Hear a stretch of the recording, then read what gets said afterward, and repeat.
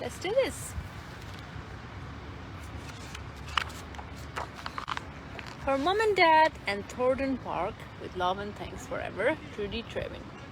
For Trudie, in gratitude for her patience, and to the community of Cummins Area School for their part in Calpepper's journey, Donna, Gynell. Okay guys, let's do this. Calpepper's place. Calpepper had lived in a desert for all of his memories. All day, every day, he trudged behind the plodding camel train.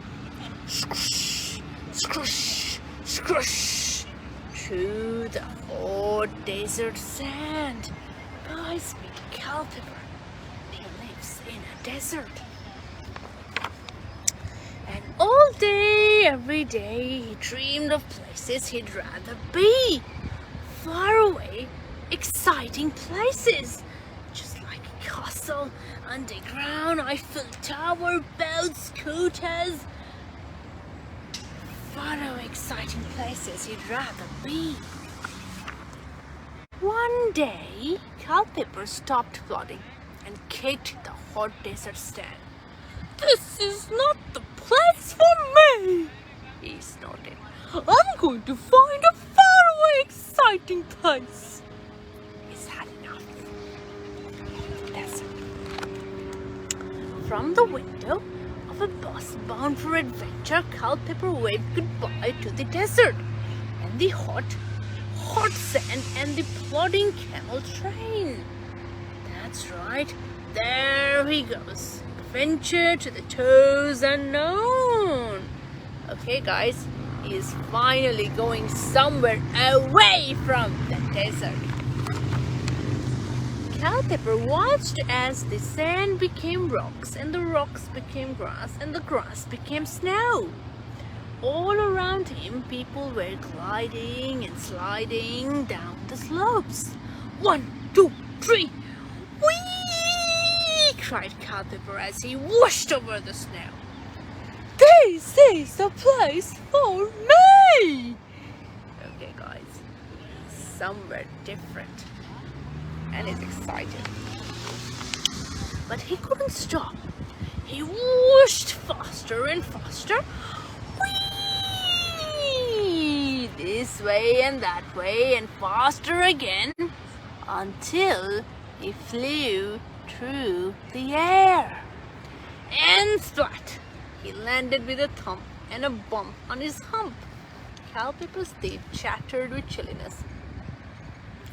"This is not the place for me," he shivered. "No, it's not a camely sort of place at all." Oh no. Back on the bus bound for adventure, Calpepper watched as the snow became dirt and the dirt became grass and the grass became concrete.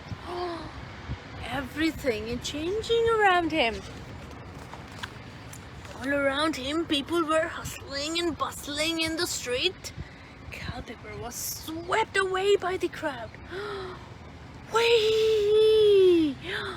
This is the place for me!" he cried as he is looking at the skyscrapers. But the concrete was too slippery for Calpepper. He was jostled and pushed and bumped and shoved until he landed with a thump and a bump on his hump. Calpepper was trampled by an avalanche of spools. Splat! "This is not the place for me," he wailed. "No, it's not a place. It's not a camel sort of place at all." Back on the bus bound for adventure, Calpepper watched as the concrete became grass and the grass became sand and the sand became sea. All around him, people were swimming and skimming in the surf. Calpepper paddled out and caught a whooping wave. "Whee! This is the place for me!" he cried. Look at him surfing. But the whooping wave grew higher and wider and higher again. It curved and rolled and curled over Calpepper's head until he landed with a smack and a whack on his back. Wipe out! Calpepper was tumbled and somersaulted back to the shore. "This is not the place for me," he dripped.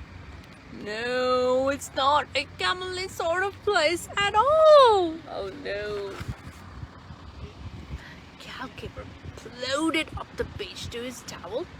Crush, crush, crush over the hot, hot sand.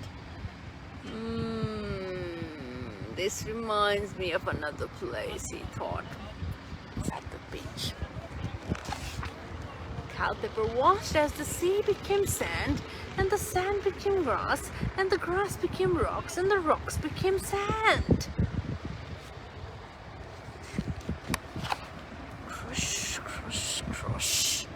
Calpepper lolloped over the hot desert sand to the plodding camel train.